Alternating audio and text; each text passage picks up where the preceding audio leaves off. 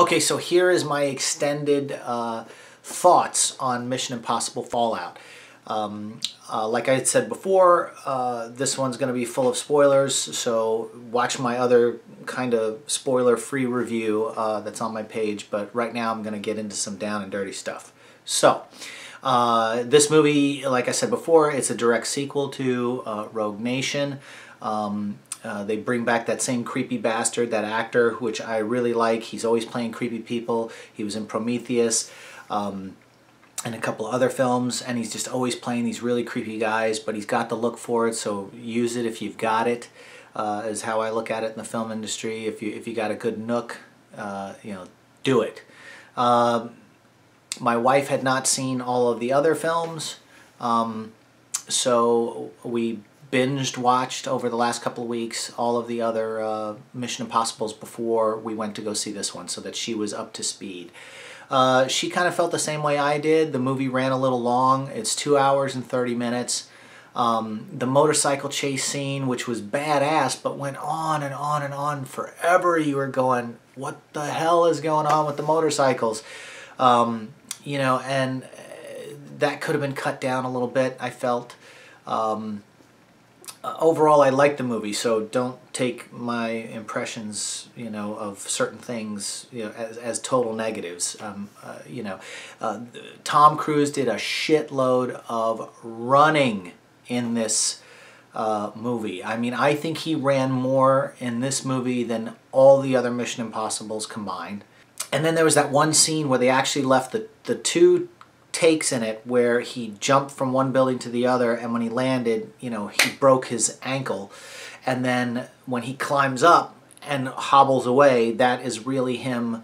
He stayed in it as an actor. He knew he broke it when he landed, and he climbs up and he hobbles away and then takes off running again, but that he broke his leg. So when I knew that scene was coming up, I just kind of was in my seat like, oh, and I watched him jump, and then you watch his ankle just kind of go when he hits the wall, and then hobble away, and you know he's really in pain.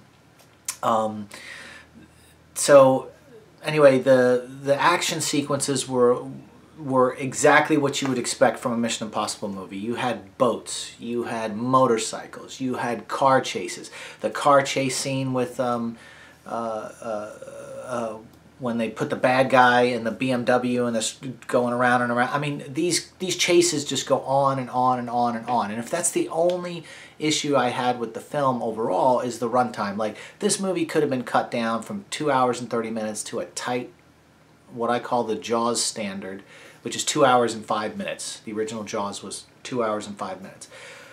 That is a perfect time for you to watch a movie and get everything and all the information you need and to enjoy it. 2 hours and 5 minutes. I thought the helicopter chase scene was amazing. The fact that Tom Cruise, once again, does all his own stunts, learned how to fly a helicopter to do this movie, insane. I mean, he was also an accomplished pilot before, so going from a fixed wing to a helicopter's, you know, it's harder. It's actually easier to learn on a helicopter first before you go to a fixed wing, because it takes, you have to kind of redo all your engineering in your head that you did for the airplane, and switch over to the controls and everything of a helicopter. Anyway, it's a task.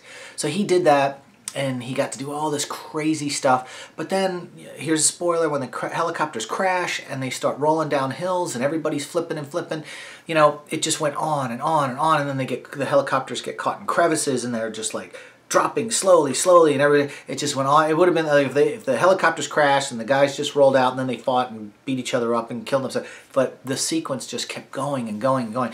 And the thing about it is, when it comes to these movies, it's like, how much can the human body take? That's what I always kind of look at with all these movies. I mean, when you look at a movie like Raiders of the Lost Ark with Harrison Ford, by the end of that movie, he was banged up, he was in pain, he was, you know, it was realistic, like, injuries. And then the thing with Mission Impossible is, like, Tom Cruise does stuff that, like, one car roll or one accident where you fall off a motorcycle and you roll like 50 times, like, somebody, a normal person, would have broken all the bones in their body, they would have had concussions, they would have been, and they kind of touch on things like that, but nothing like the extent his body went through. I mean, he should have just been like a bag of skin with broken bones in it. I mean, that's what, at the end of this movie, that's what he should have been. And, you know, at the end, he's laying in the bed and he's like, oh, don't make me laugh, my ribs. And it's like, man, dude, you are so beat up. It's not funny. Ving Rhames is in it again. Simon Pegg was great. I said this earlier. Every new movie he's in of this series with Mission Impossible, he is just better and better and better in all of these films. And so they really do a good job. I feel like the Mission Impossible movies really took off when J.J. Abrams got involved. And, you know, the first one was like, when I go back and watch it. The second one was all John Woo, so everything was in slow motion when they did running and shooting, and Tom Cruise's hair was flowing in that movie all the time. And it just, you know, in watching them in retrospect, they just, it's like, but when 3 hits, it's like boom, boom, boom, 3, 4, 5, and they just keep going. So, I'm trying to see what else. I really did miss Jeremy Renner in this movie. I liked his character. You know, he had some scheduling conflicts and couldn't make the film, but there was no reason why he couldn't have been in it. I'm kind of pissed. Big time spoiler here. When Alec Baldwin died, I was like, because, you know, he was so good. He was good in this one, and he was good in the other one, and then to be taken out, I was like, oh, man. So now Angela Bassett is the new head of the IMF, and she was good, but, you know, you didn't know if you could trust her in the beginning, and then Henry Cavill's character really, like, screwed with her, and she thought the IMF team was all bad, and then so it was this back and forth, and then at the end, it's supposed to be all rosy, and Angela Bassett came to save the day. Look, she's somebody that they're going to have to, like, develop over the next couple of movies. Yeah, I don't know. Angela Bassett, I could take it or leave it, the character. I mean, it was good, but, you know, I don't know what direction they're going in with that one. Henry Cavill, I didn't really... let's go to Henry Cavill. Henry Cavill was very menacing in this movie. He plays the villain. So he is a good guy in the beginning of the film, and then does this transition, and you kind of know he's a bad guy. And, you know, he towered over Tom Cruise in all the scenes. It almost seemed like when they fought, he had to hunch over in order to get close to him, which was kind of interesting. But at the same time, you know, he just, you kind of hated him. Like, I liked him in the beginning, but then he kept doing things that were screwing up the mission, and I was like, dude, why is this guy just such a weak character? And then all of a sudden, oh, it comes clear. He's the bad guy, and he's sabotaging everything as they go.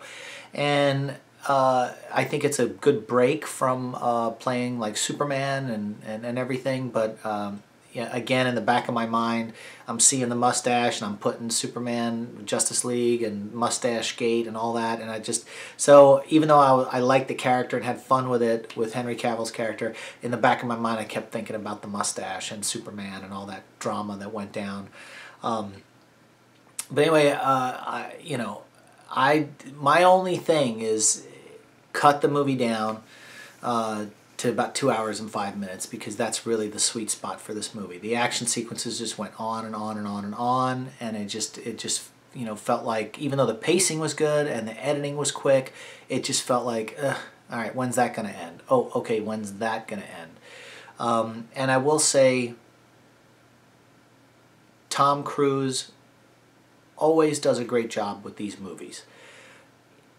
He is starting to show his age. I noticed in this film.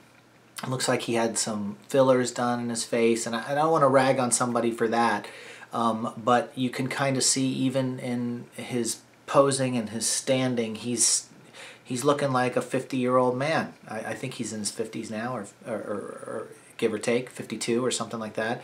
Now, that's not to say that he can't keep doing these films. Harrison Ford is, you know, in his like 75, 76, getting ready to do another Indiana Jones film.